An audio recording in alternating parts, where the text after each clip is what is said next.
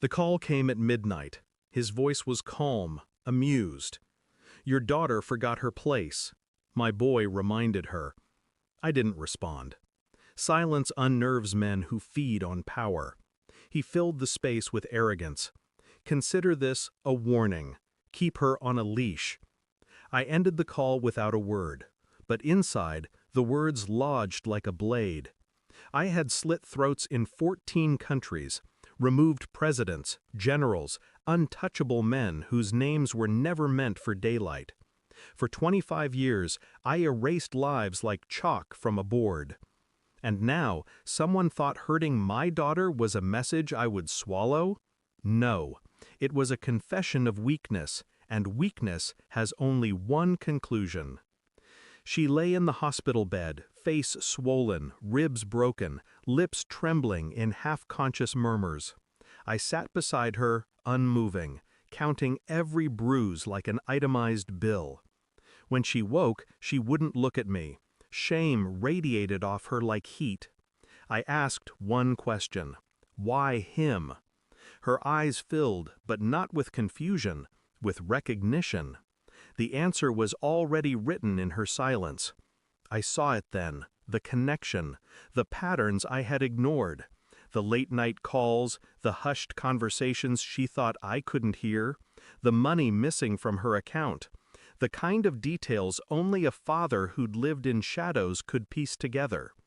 This wasn't chance. She hadn't just fallen for a mobster's son. She had been placed, drawn in, used. The boy wasn't her only betrayer. Somewhere deeper, closer, there was another hand guiding this. I began quietly. Phone records, bank traces, digital footprints she thought she had erased. I'd done this work for governments, empires. Doing it now was almost trivial. Her texts told me enough. Secret meetings, promises whispered in hotel rooms, words that read more like chains than love. He owned her, not with affection, but with leverage. But then the trail curved. A second number, a second name. One she had saved under something innocuous. Professor. I knew better. Cross-referencing contacts, patterns, and movements, I unearthed the truth.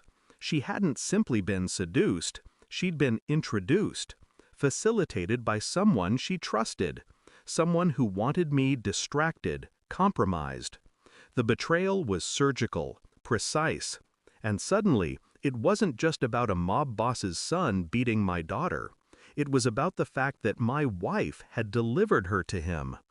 The proof arrived in pixels, a hotel security feed. My wife, smiling, walking my daughter into the lion's den. Not against her will, because she trusted her mother, and then leaving her there. I watched the footage 3 times. Each time, my chest remained still, my breath measured. Rage is a luxury men like me abandoned long ago. Instead, clarity came. That evening, I set the printed images on the kitchen counter, said nothing. She walked in, saw them, froze. Her lips parted. Then the instinctive lies rushed forward. "It's not what it looks like. You don't understand. She needed discipline." I cut her off with a single word. Why?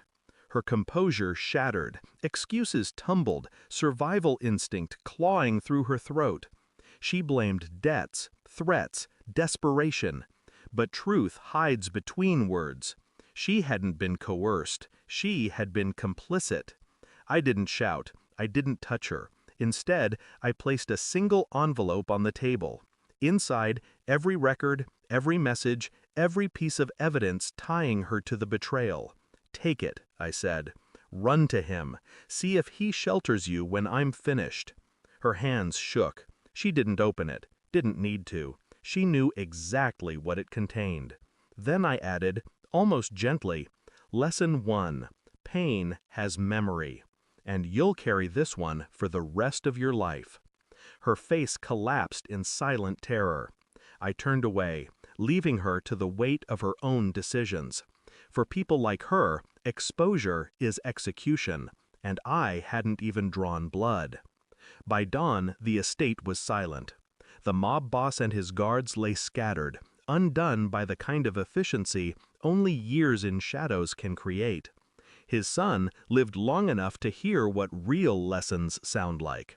But the true kill had already happened, not with a bullet, not with a blade, with truth. My wife's betrayal now rotted in daylight, inescapable. She could never run far enough to hide from it. I walked through the quiet streets as the sun rose. My daughter would heal. Slowly, but she would heal. Me, I wasn't seeking healing, only clarity. In my line of work, love was always a liability. Trust, a weapon handed to the enemy. I had forgotten that. Now, I remembered.